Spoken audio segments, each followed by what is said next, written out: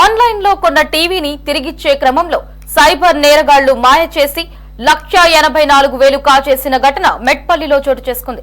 పట్టణానికి చెందిన జోగా Naveen bank credit కార్డుతో అతని సోదరుడి కోసం ఈ-కామర్స్ వెబ్సైట్ లో ఇటీవల టీవీ కొనుగోలు చేశాడు. అయితే సమస్య తలెత్తడంతో టీవీని తిరిగిచ్చేయాలని నిర్ణయించుకున్నారు. ఇందుకోసం ఈ-కామర్స్ వెబ్సైట్ లో సంప్రదించగా సదరు టీవీ కంపెనీ వాళ్ళను సంప్రదించాలని సూచించారు. టీవీ కంపెనీ వాళ్ళను సంప్రదించగా ఈ-కామర్స్ సంస్థకే తిరిగిచ్చేయాలని చెప్పారు. కస్టమర్ కేర్కి ఫోన్ చేస్తే ఫ్లిప్కార్ట్ కస్టమర్ కేర్కి ఫోన్ చేస్తే థామ్సన్ సర్వీసింగ్ సెంటర్కి వెళ్ళు అంటే అని చెప్పారు. థామ్సన్ కస్టమర్ కేర్కి ఫోన్ చేస్తే మీరు కంప్లీట్ తీసుకోవాలంటే ఫస్ట్ మీరు సైబర్ క్రైమ్కి కాల్ చేయండి అని చెప్తే యాక్చువల్గా మా బ్రదర్ గురించి టీవీ ఒకటి బుక్ చేసినాం సార్. అయితే చిన్న ప్రాబ్లం ఉందని చెప్పించి టీవీ రిటర్న్ పెడదామని చెప్పి కస్టమర్ కేర్కి అంటే ఫ్లిప్కార్ట్ కస్టమర్ కేర్కి కాల్ చేస్తే వాళ్ళు నువ్వు ఏ కంపెనీ టీవీ బుక్ చేసినావు ఆ కంపెనీ యొక్క సర్వీసింగ్ సెంటర్ ఉంటుంది, వాళ్ళకు ఆ నెంబర్ కాల్ చేయి, ఆ నెంబర్ ఇస్తున్నామని చెప్పి వాళ్ళకు నెంబర్ ఇచ్చారు. ఇస్తే ఆ నెంబర్ కాల్ చేస్తే సరిగ్గా రెస్పాన్స్ అవ్వడం లేదు.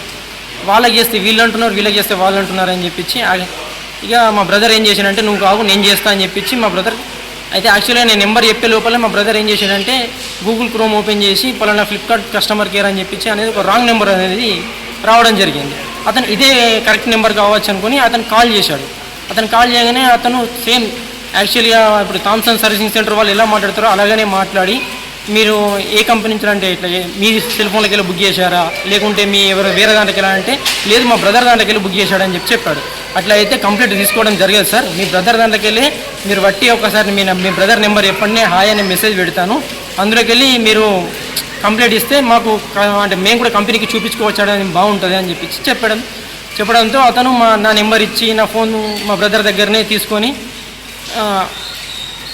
అతను అంటే అతను చెప్పినట్టు ఆ విధంగా వాట్సాప్లో ఒక మెసేజ్ పంపించిండు, హాయ్ అని ఒక లింక్ పంపించిండు, ఒక యాప్ పంపించిండు. పాపం మా బ్రదర్కి ఏం తెలియక అది ఇన్స్టాల్ చేసి అంటే ఆ లింక్ ఓపెన్ చేసి అతను ఏ విధంగా అంటే ఒక యాస్టీస్ అంటే ఇట్లా కస్టమర్ అంటే వాళ్ళు ఏ విధంగా మాట్లాడతారో ఆ విధంగా మాట్లాడి మమ్మల్ని అంటే అన్నయ్యని మొత్తం టోటల్గా ఇక ఫ్రాడ్ చేసేసి అంటే అతను ఏ విధంగా చెప్తే ఆ విధంగా అన్నయ్య చేయడం జరిగింది. పని అవడం లేదు ఏందని చెప్పి దగ్గరికి వచ్చి చూడగానే ఫోన్ చూడగానే మొబైల్కి వెళ్ళి ఓటీపీలు వస్తున్నాయి, ఓటీపీలు విత్ మనీ కట్ అవుతున్నట్టు మెసేజ్లు వస్తున్నాయి. అబ్బా మరి ఎట్లా నవీను తమ్ముడు అని చెప్పి ఇద్దరం కలిసి సాయంత్రం బ్యాంకుకి వెళ్ళడం జరిగింది. బ్యాంకుకి వెళ్తే ఇట్లా చూపిస్తే మొత్తం బాబు మీ బ్రదర్ మీ దాంట్లోకి వెళ్ళి 1,84,000 రూపాయలు కట్ చేశాడు అతను హ్యాకరు, మీరు ఇమీడియట్గా 1903కి అంటే సైబర్ క్రైమ్ వాళ్ళకి ఫోన్ చేసి వెంటనే ఫస్ట్ ఇది కేసు నమోదు చేయడం జరిగింది అంటే వాళ్ళు చెప్పడం జరిగితే వెంటనే మేము వెంటనే సైబర్ క్రైమ్ వాళ్ళకి ఫోన్ చేసి వాళ్ళకు మాకు వచ్చిన మెసేజ్లు కానీ మాకు ఏ విధంగా మెసేజ్ కట్టినాయో డబ్బులు కట్టినాయో అవన్నీ స్క్రీన్ షాట్ తీసి సైబర్ క్రైమ్ వాళ్ళకు మెసేజ్ పంపడం జరిగింది. వాళ్ళు కూడా కేసు నమోదం చేయడం జరిగింది. మీకు ఏదనేది మీకు తదుపరి తరంగా మీకు ఇన్ఫర్మేషన్ చేస్తాం సార్ అని చెప్పడం జరిగింది.